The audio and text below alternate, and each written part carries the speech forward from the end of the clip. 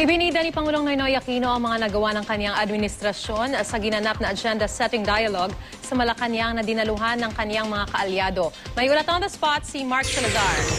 Mark?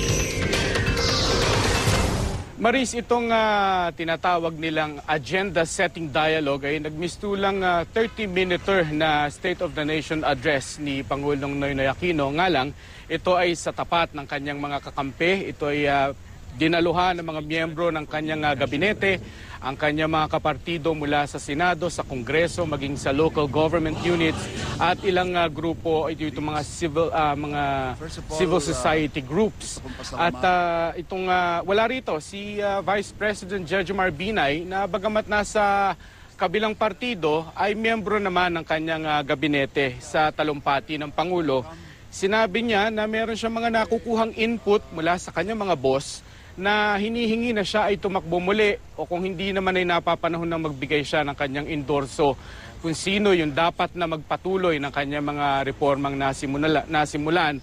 At sabi ng Pangulo, yung mga inputs na ito hindi niya binabaliwala. Pero darating daw ang oras para dyan. At syempre, kung siya ay tatakbong muli, mangangahulugan ito, Maris, ng charter change for term extension na mas lalong pinalabo ng kanyang sabihin sa bandang dulo ng issue na yan na sa totoo lang, ang magpapatuloy daw dapat ng mga reforma ay hindi kung sino, kung hindi tayong lahat. At gaya ng kanyang mga nakaraang State of the Nation address ay inisa-isa rin ng Pangulo ang mga nagawa ng kanyang administrasyon, yung kaliwat kanan daw ng mga infrastructure projects, yung mga road projects na ginagawa sa mga lungsod at sa mga probinsya, ang 4 million households daw na nakinabang sa Pantawid Pamilya program, ganun din daw yung pagresolba na ng gobyerno sa backlog, sa textbooks at sa classrooms.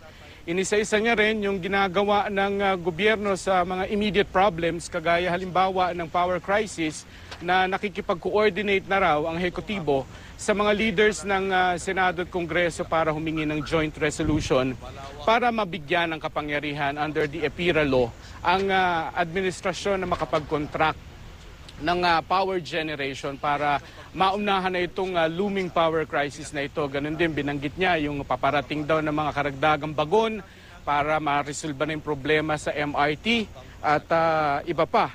At sa kanyang talumpati ay kanya ring dinepensahan si PNP Chief Purisima sa gitna ng mga panawagan na siya magbitiw dahil sa mga skalawag sa hanay ng PNP. Lalo na yung recently itong insidente ng Hulidap. Sinabi niya na pagre-resignin agad, hindi ba si General Purisima rin at ang kanyang mga tao ang nakahuli nitong mga scalawags na ito. Sa kanyang talumpati, gaya ng mga nakaraang zona, hindi rin nawala yung kanyang paninisi sa nakaraang administrasyon.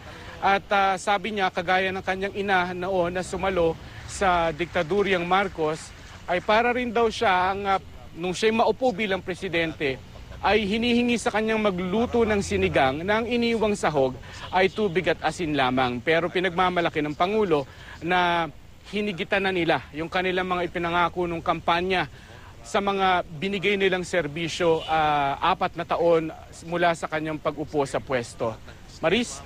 Maraming salamat, Mark Salazar.